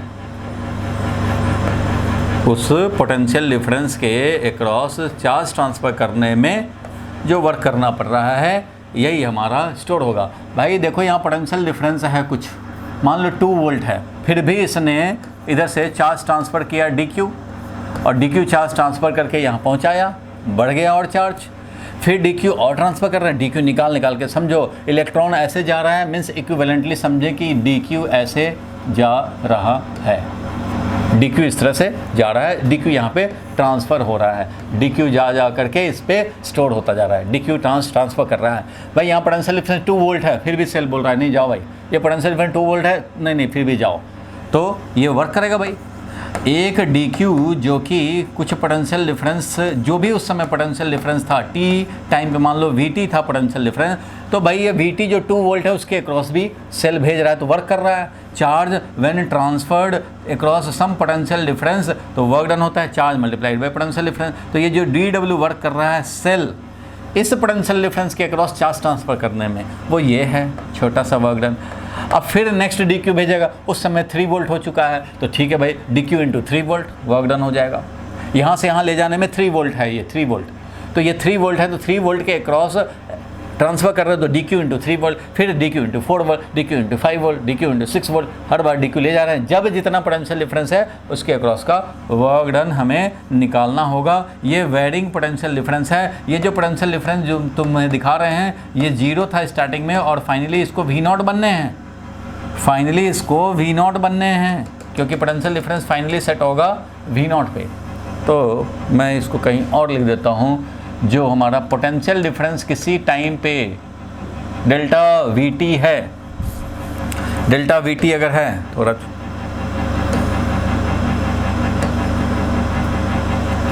अगर ये डेल्टा VT है तो delta VT is changing, delta VT change हो रहा है, और ये कहाँ तक जाएगा भाई फाइनली, तो फाइनली V0 तक जाएगा, और स्टार्ट किया था कहाँ से, 0 से।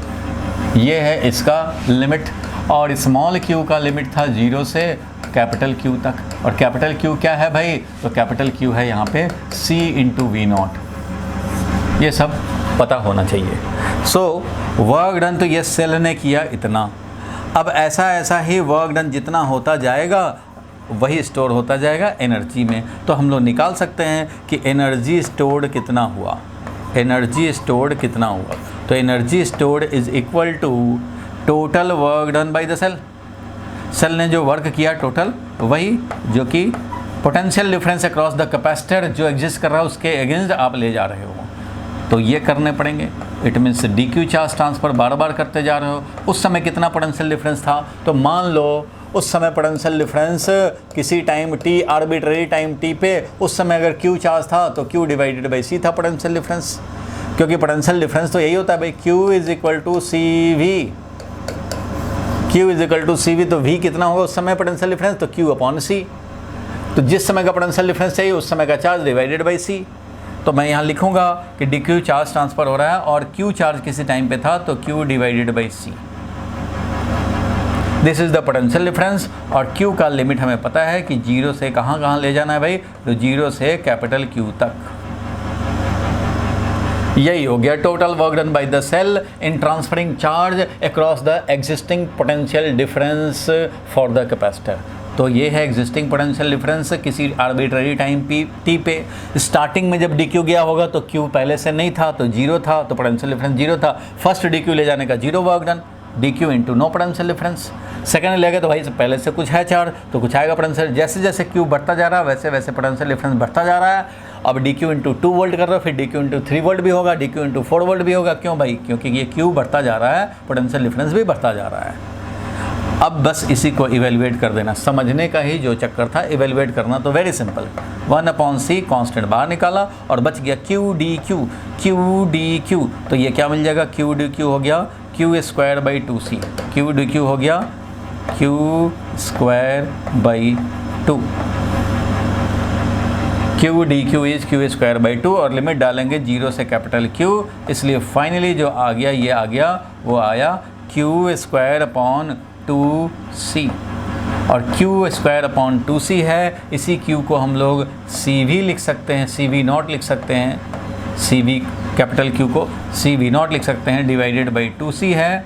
तो यहाँ मिल जाएगा half C V not square, ये मिल जाएगा। चाहे ये लिखें, चाहे ये लिखें, चाहे जो तीसरा फॉर्म लिखना चाहते हैं वो भी लिख सकते हैं भाई। तो सी वी नॉट को लिख दिया क्यू और एक वी नॉट रह गया, तो Q V not divided by 2, ये भी है फॉर्मूला, ये भी है फॉर्मूला। मेन फॉर्मूला तुम्हारा हाफ सी वी स्क्वायर वाला है, half C V square is the main formula. So finally conclusion क्या है? कैपेसिटर का दो स्टेट, transient state and steady state. हमें निकालना था एनर्जी स्टोर्ड। कैसे निकालेंगे भाई? तो एनर्जी स्टोर्ड होता है सेल का work done in transferring charge across this potential difference, not this potential difference. ये जो है पोटेंशियल डिफरेंस जो कि पोटेंशियल 0 से वी नॉट तक वेरी कर रहा है, जब जितना पोटेंशियल डिफरेंस था उसके अक्रॉस डी क्यू ट्रांसफर किया तो डी क्यू मल्टीप्लाइड बाई उस समय का potential difference, D Q multiplied by उस समय का पोटेंशियल डिफरेंस, ऐसे ऐसे चलता जाएगा। फाइनली पोटेंशियल डिफरेंस हमारा बढ़ता जाएगा, चेंज होता रहेगा इसके अकॉर्डिंगली। जैसे जैसे क्यू का ग्रोथ होगा वैसे वैसे पोटेंशियल डिफरेंस बढ़ता जाएगा। इसी के अगेंस्ट वर्क डन निकालने हैं और क्यू का वैल्यू वेरी कराने हैं 0 से कैपिटल क्यू। तो 0 से कैपिटल क्यू के लिए हम लोगों ने इंटीग्रेट कर दिया और ये एक्सप्रेशन आ गया half C V square. 3 marks का डेरिवेशन, 3 मार्क्स का डेरिवेशन, वेरी वेरी इंपॉर्टेंट। साथ में लिख दिया हमने कि कैपेसिटर के 2 स्टेट हैं। Current exist during charging process, very small time transient state जो कि चार्जिंग करने का काम करता है। Energy stored in capacitor is the work done by the cell in transferring charge across the potential difference existing across the capacitor।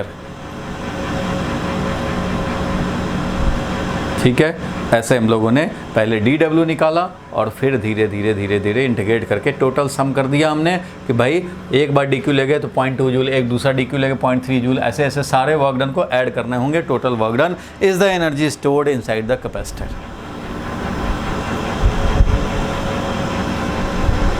बोलो भाई, clear हुआ आदित्य?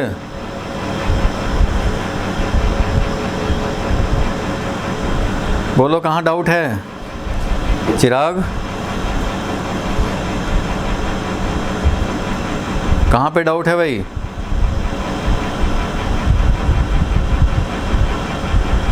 चिराग बोलो।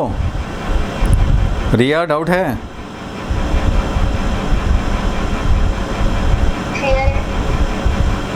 क्लियर है? तान्या?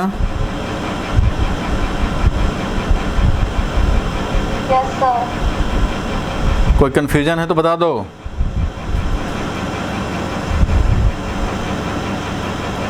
तरुण, तरुण बोलो।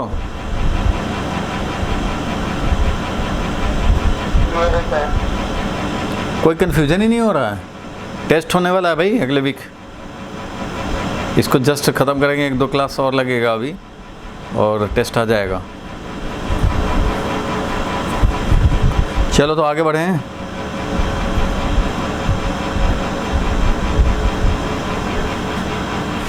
चलो भाई आगे बढ़ाते हैं फिर इसको।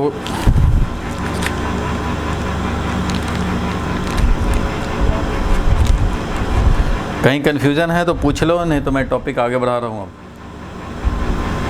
चार्जिंग ऑफ कैपेसिटर देखा हम लोगों ने। एक क्लू पॉइंट की मैं बात किया कि क्लू पॉइंट एक है, वो क्या है वो ज़रा पहले क्लियर कर दें। तो ज़रा क्लू पॉइंट पे आ जाते हैं।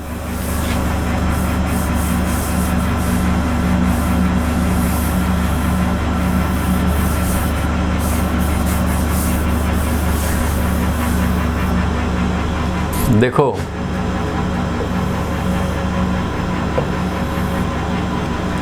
जो हम लोगों ने चार्जिंग किया है, तो अगर पूछ दिया जाए total work done by cell, total work done by the cell during charging,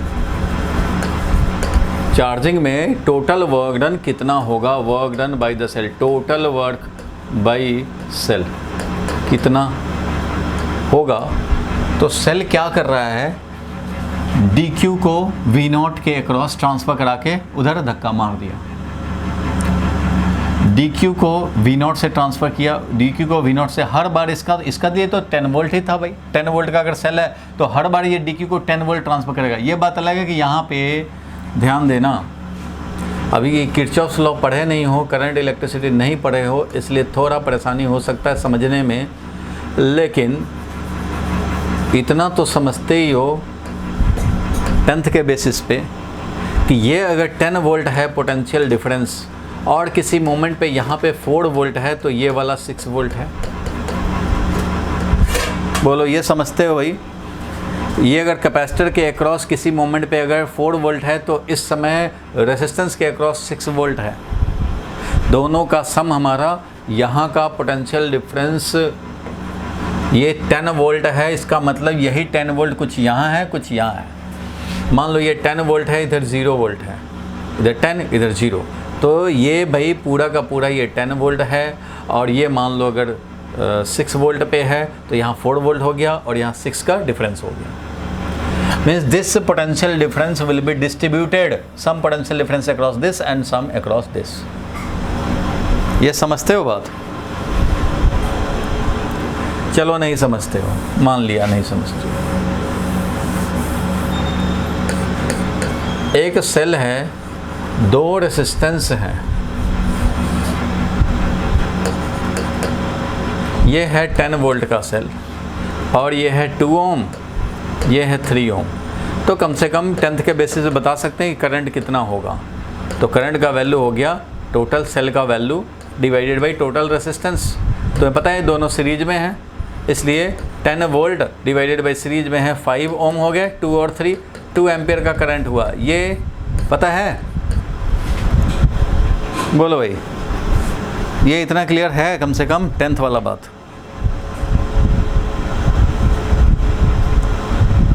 Chirag clear है यहाँ तक? बोलो भाई।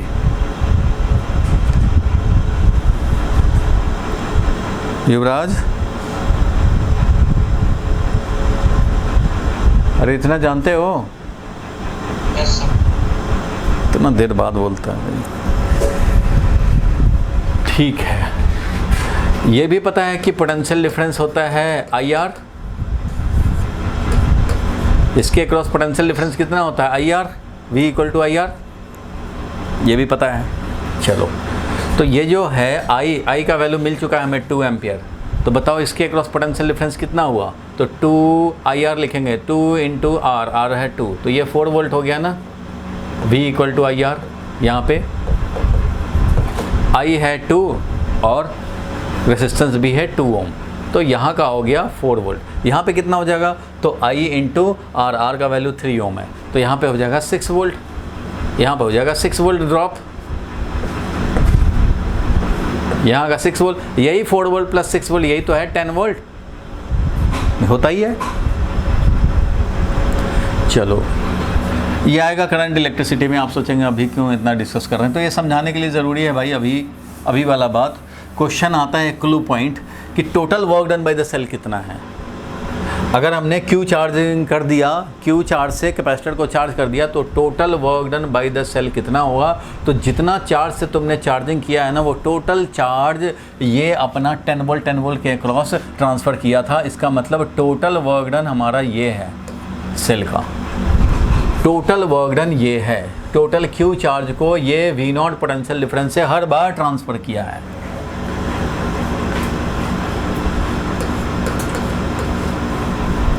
यहाँ कैपेसिटर है, यहाँ समझो रेसिस्टेंस है, ये अगर 10 वोल्ट है तो मैं बोलूँगा कि अगर जिस समय 6 वोल्ट है यहाँ पे, उस समय ये 4 वोल्ट है। जिस समय यहाँ 7 वोल्ट डेवलप हो गया और चार्जिंग करने के बाद, तो यहाँ 3 वोल्ट हो गया, और बाद में यहाँ 9 वोल्ट हो गया, तो यहाँ 1 वोल्ट हो गया, और जब यहाँ 10 वोल्ट हो जाएगा तो यहाँ 0 हो जाएगा, और करंट का वैल्यू 0।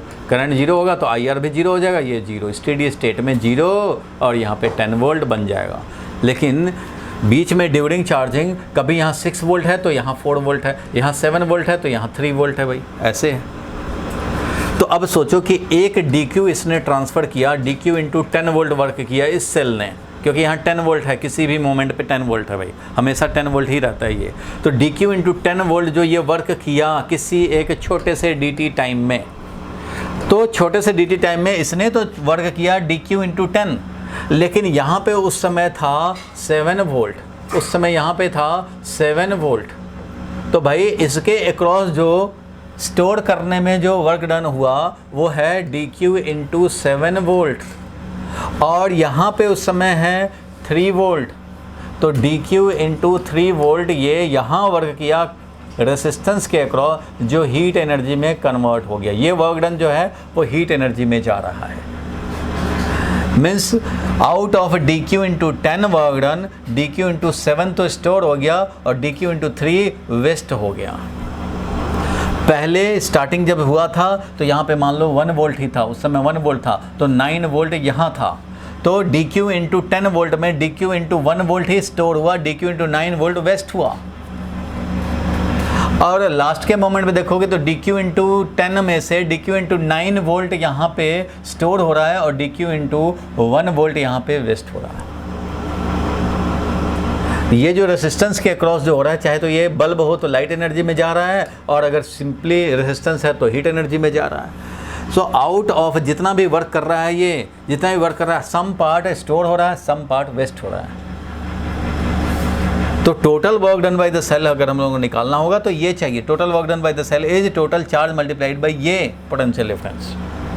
इसमें से स्टोर कितना हो रहा है, तो DQ इंटू ये वाला पोटेंशियल डिफरेंस, तो ये तो हम लोग निकाल रखे हैं कि ये स्टोर हो रहा है। और टोटल वर्क डन है हमारा total charge capital Q multiplied by ये पोटेंशियल डिफरेंस। ये total work done by the cell है during the entire charging, Q into potential difference.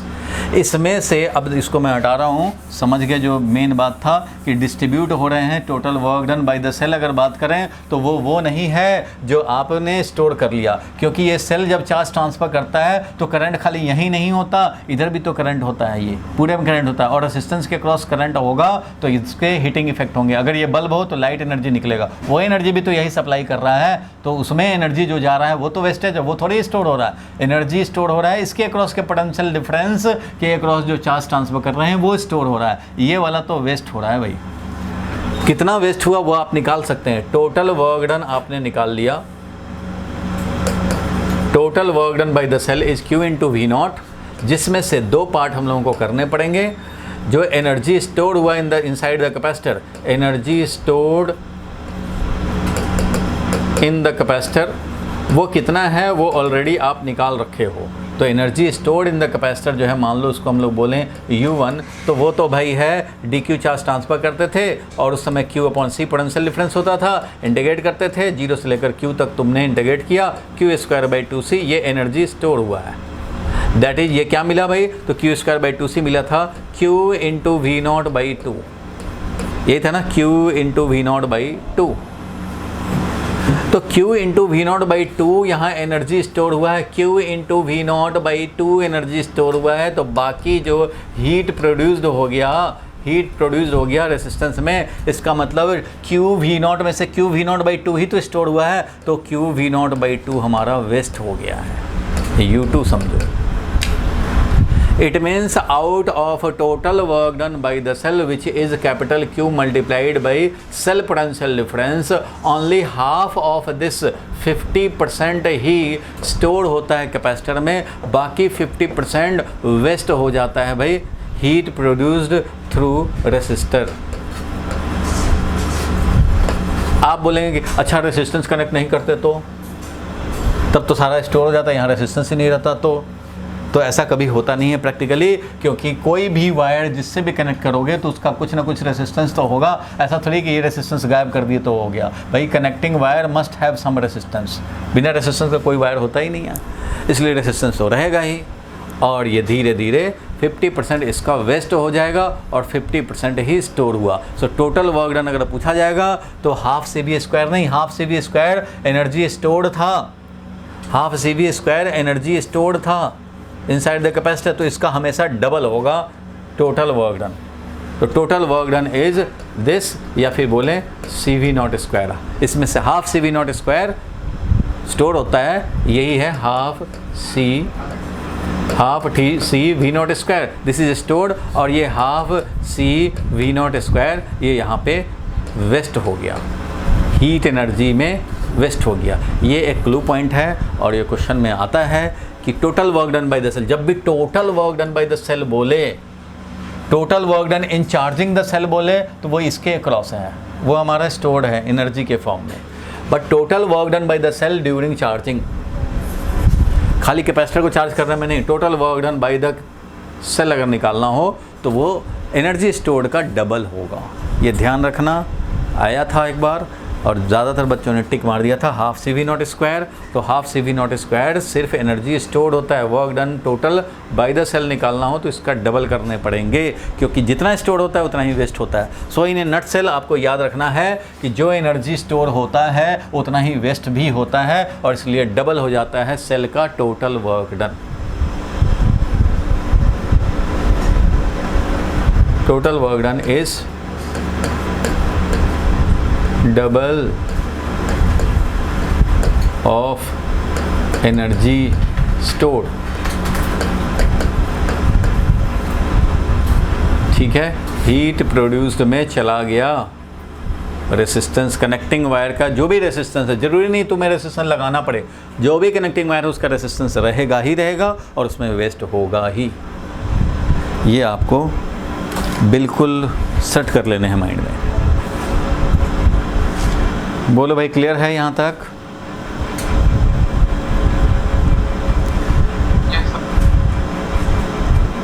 Bhuvnesh clear है?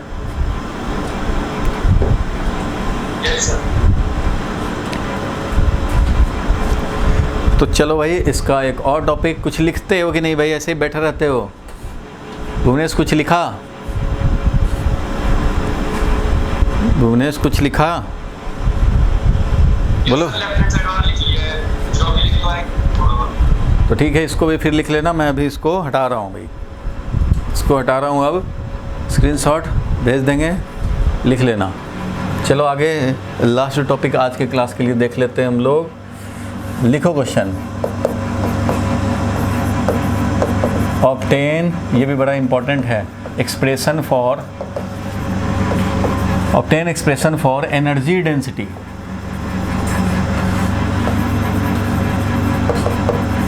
For any electric field.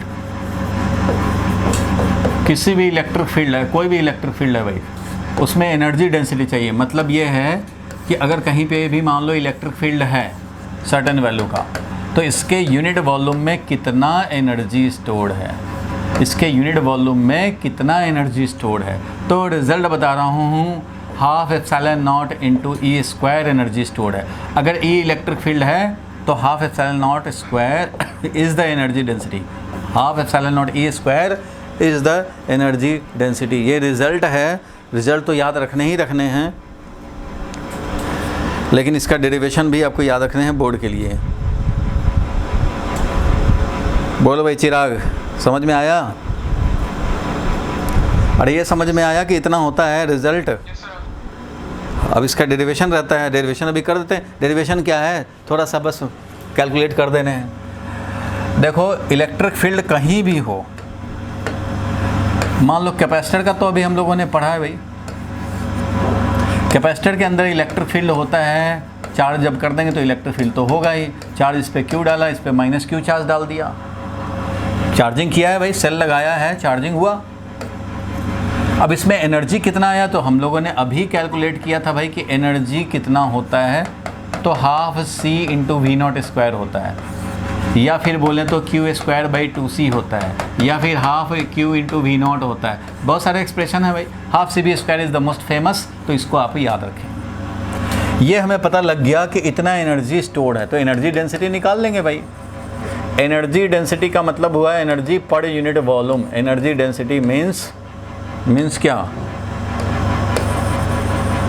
Energy per unit volume.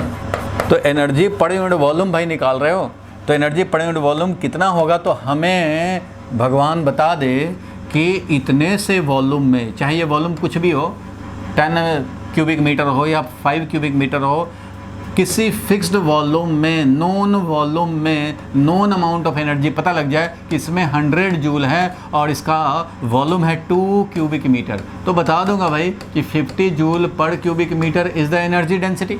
पर unit volume कितना है, तो भाई हमें पहले पता तो लग जाएगा कि सर्टेन वॉल्यूम में सर्टेन एनर्जी नॉन हो जाए, तो अपने आप रेशियो लेके निकाल लेंगे।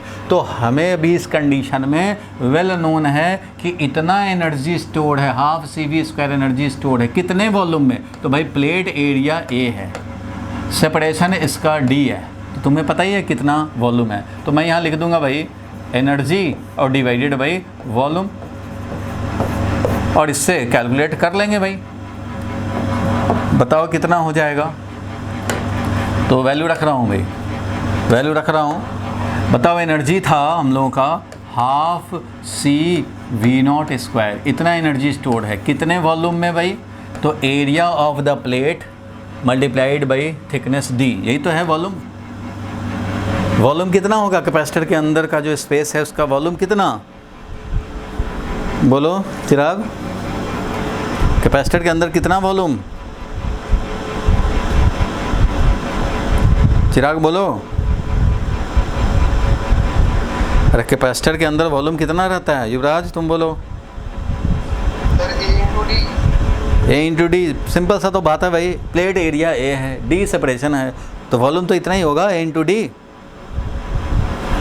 अब इसको मैनिपुलेट कर लो, थोड़ा कैलकुलेशन दिखा लो, तुम्हें रिजल्ट मिल जाएगा। कैसे, देखो छोटा सा अब तो काम करना रह गया बस। हाँ, हमें क्या चाहिए, E के टर्म में चाहिए, हमें इलेक्ट्रिक फील्ड के टर्म में चाहिए। E अगर इलेक्ट्रिक फील्ड है तो उसके टर्म में चाहिए, तो भाई यहाँ से पोटेंशियल डिफरेंस को हम लोग रिप्लेस कर सकते हैं। देखो पोटेंशियल डिफरेंस लिखोगे, जो V है यहाँ पोटेंशियल डिफरेंस या V0 है, उस पोटेंशियल डिफरेंस को लिख सकते हैं कि अंदर में जो इलेक्ट्रिक फील्ड है E multiplied by D। Potential difference क्या है, E इंटू डी। तो यहाँ पे मैं लिख सकता हूँ, देखो हाफ C को लिख देता हूँ ε0A divided by D, half C और V² को हमने लिख दिया E इंटू डी, अंदर का इलेक्ट्रिक फील्ड इंटू डी, तो ये लिख दिया। क्यों, हमें रिजल्ट चाहिए भाई, रिजल्ट जो है स्टैंडर्ड वो है हाफ ε0, ये एनर्जी डेंसिटी का जो रिजल्ट था वो होता है हाफ ε0 इंटू E², यही होता है एनर्जी डेंसिटी, इसी को डेराइव करने चले हैं हम लोग। तो यहाँ पे आ गया ये, और वॉल्यूम है कितना, A इंटू डी। अब देखो क्या क्या कैंसिल हो गए, देखो क्या क्या कैंसिल हो गए भाई, तो देख रहे हो यहाँ पे एक D से एक D कैंसिल हो जाएगा, एरिया से ये एरिया कैंसिल होगा, और एक D से ये भी D कैंसिल हो जाएगा, इसलिए पूरा D गायब हो गया, बचा क्या, हाफ ε0 और E²। यही हो गया तुम्हारा एनर्जी डेंसिटी, यही हो गया एनर्जी डेंसिटी। सिंपल सी बात है, वेल नोन वॉल्यूम में well known energy, half CV² energy था A इंटू डी वॉल्यूम में, तो हमने रेशियो ले लिया, एनर्जी पर यूनिट वॉल्यूम मिल गया। बोलो भाई,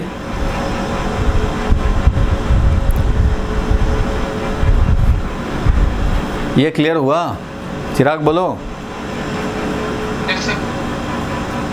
तो ये ध्यान रखने हैं, जनरली क्या होता है, क्वेश्चन जो पूछा जाता है वो क्वेश्चन ये पूछा जाता है कि find expression for energy stored inside a capacitor, half CV² derive करना, and hence obtain energy density.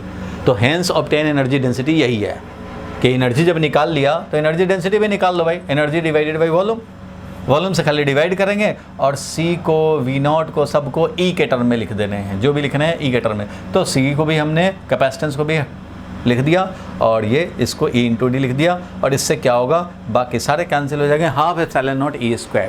जो मीडियम है उसका परमिटिविटी मल्टीप्लाइड बाई जितना इलेक्ट्रिक फील्ड वैल्यू है उतना। अगर कोई दूसरा मीडियम आ जाएगा, मान लो तो एनर्जी डेंसिटी क्या लिखेंगे भाई, तो दूसरा मीडियम अगर आ गया तो एनर्जी डेंसिटी हो जाएगा, एनर्जी डेंसिटी समझना है इसको, एनर्जी डेंसिटी वो हाफ एप्सिलॉन नॉट इनटू के हो जाएगा उस मीडियम का परमिटिविटी, और इनटू ई स्क्वायर हो जाएगा। सो मेन तो यही ध्यान रखना है कि half epsilon not E square होता है, जहाँ जहाँ एप्सिलॉन नॉट होगा वहाँ रिप्लेस हो जाएगा एप्सिलॉन नॉट इनटू के से, जब भी मीडियम आएगा तब।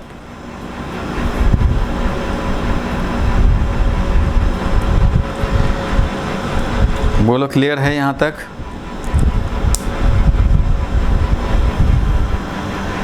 बोलो भाई, अगली क्लास में हम लोग सर्किट पे जाएंगे, अभी तो कैपेसिटर का जो मेन बात ही हो रहा है अभी। आदित्य क्लियर हुआ तुम्हें?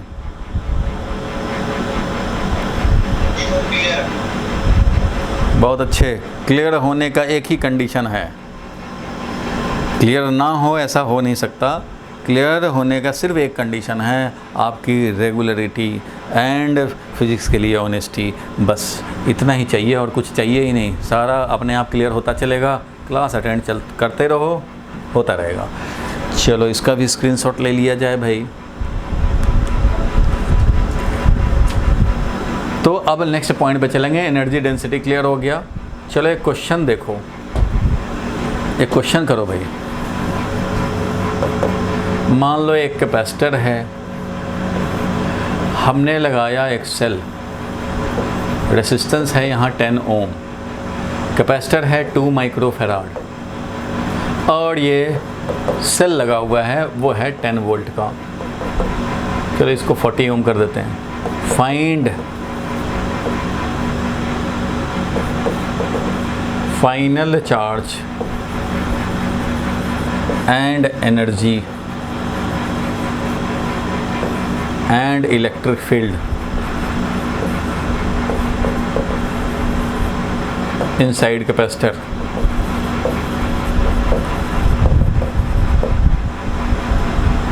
फाइनल का मतलब क्या हो गया? इन स्टेडी स्टेट। ये बोला नहीं जाएगा बार बार, आपको समझना ही है, और आपको वैसे भी स्टेडी स्टेट ही सीबीएसई में पढ़ने हैं, इसलिए बोला जाए चाहे ना बोला जाए स्टेडी स्टेट का ही बात करने हैं। वैसे भी चार्ज बोला जा रहा है, फाइनल यूज कर दिया टर्म, फाइनल ना भी यूज करे, fine charge and energy and electric field, तो समझना है स्टेडी स्टेट ही। निकालो जल्दी से भाई, 1 2 3 सॉल्व करके हो जाओ फ्री। 2 माइक्रोफैराड का कैपेसिटर है, कितना चार्ज आएगा अभी तो बस फॉर्मूला को यूज करना दिखा रहे हैं। Q is equal to C V naught. Finally तो वी नॉट हो जाएगा भाई, करंट चलेगा, चार्जिंग होता जाएगा, और धीरे धीरे प्लस Q हो जाएगा, ये माइनस Q हो जाएगा, और करंट हो जाएगा 0। हमें ट्रांजिएंट स्टेट का एनालिसिस नहीं करने हैं कि t इक्वल टू 1 पे क्या था, t इक्वल टू 2 पे क्या था, t इक्वल टू 3 पे कितना चार्ज था, ये हमें नहीं चाहिए। फाइनली चार्जिंग होने के बाद, स्टेडी होने के बाद क्या आ जाएगा चार्ज, ये चाहिए। तो Q is equal to C V naught होता है, फॉर्मूला पता ही है तुम्हें, और ये C है 2 माइक्रोफैराड, और पोटेंशियल डिफरेंस था कितना, 10 वोल्ट। तो 10 वोल्ट यहाँ डाल देंगे और इससे मिल जाएगा हमें कितना, तो 20 माइक्रो वोल्ट फैराड, और वोल्ट इंटू फैराड को बोलते हैं, वोल्ट इंटू फैराड को बोलते हैं कूलम, तो 20 माइक्रो कूलम। क्यों भाई? क्योंकि फैराड होता है, याद होगा, कैपेसिटेंस होता है हमारा charge divided by C, that is farad होता है charge divided by potential difference Q divided by V, इसलिए coulomb upon volt, coulomb upon volt होता है फैराड, और फैराड इंटू वोल्ट होता है कूलम, तो फैराड इंटू वोल्ट हो जाएगा कूलम।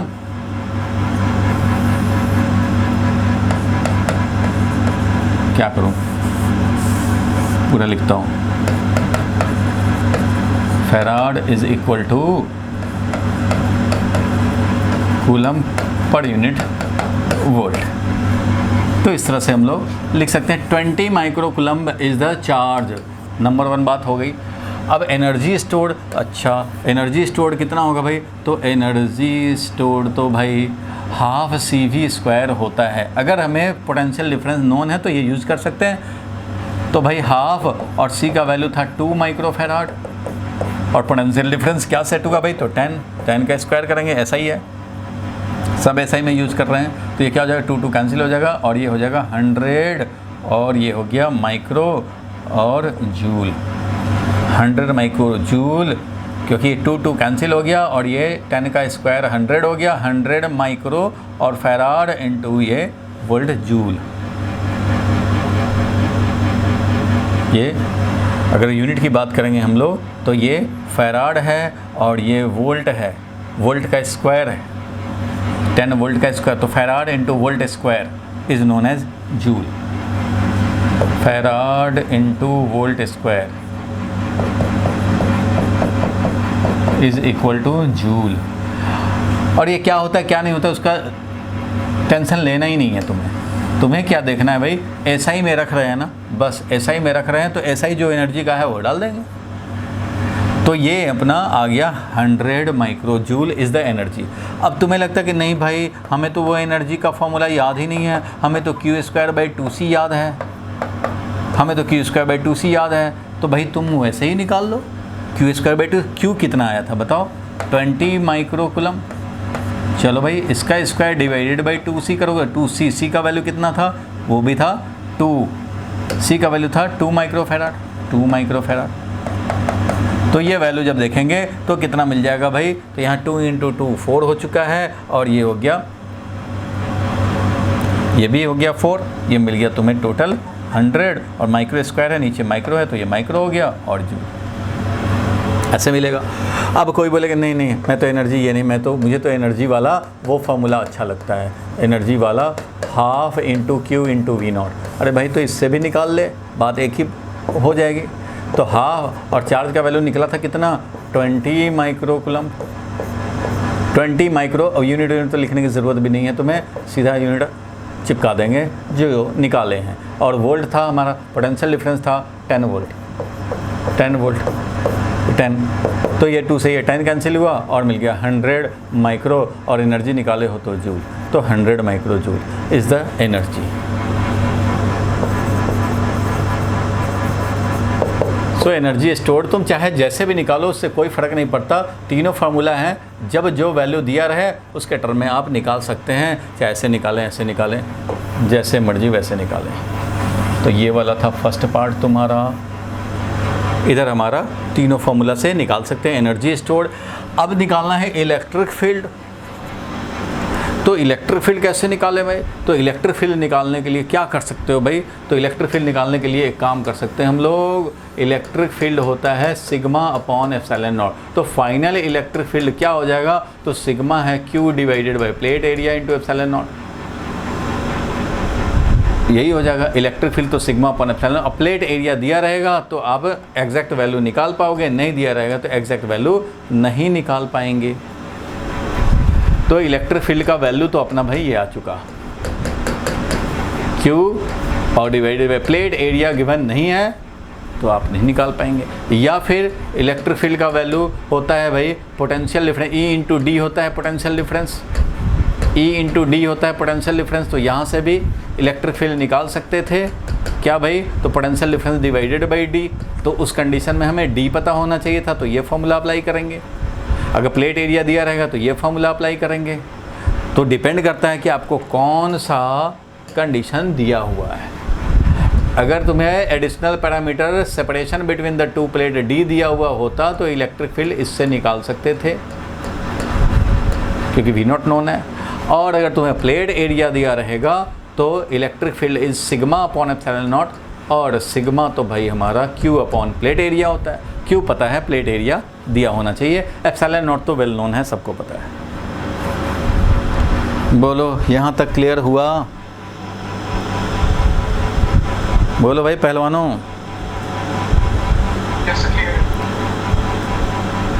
भुवनेश क्लियर है, तरुण तो क्लियर है। तो इस तरह के क्वेश्चन आएंगे तो हम लोग इजीली काम कर सकते हैं। इलेक्ट्रिक फील्ड निकालना था इनसाइड द कैपेसिटर, निकाल लिया, ठीक है भाई। पोटेंशियल डिफरेंस फाइनली 10 वोल्ट ही सेट होना था, 10 वोल्ट यहाँ सेट हो चुका। तो जो भी निकालना होगा निकाल लेंगे। फार्मूला जो हम लोग के पास आया है सारा फार्मूला याद रखने हैं और नेक्स्ट क्लास जो आएगा वो सर्किट में आ जाएगा, हम लोगों का सर्किट एनालिसिस होगा। सीरीज पैरेलल जैसे रेसिस्टेंस में होता था वैसे ही सीरीज पैरेलल कैपेसिटर में होता है, फॉर्मूला बदलते हैं, वो सब हम लोग डिस्कस करेंगे next class. Very very important है नेक्स्ट क्लास, जो इसका कंटिन्यूटी होगा वो हम लोग देखेंगे सैटरडे वाली क्लास में।